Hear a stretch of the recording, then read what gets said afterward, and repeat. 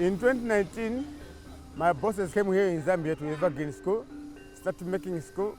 Then he employed me as a welder. He started making door frames, window frames, trusses. So I started keeping money bit by bit until 3 months. 3 months, when my boss left here, then I came here in Chongwe, buy some welding machine and grinder. That's when I started working in my workshop. Yeah, until now, I'm working, self-employment. Yeah, that's my workshop.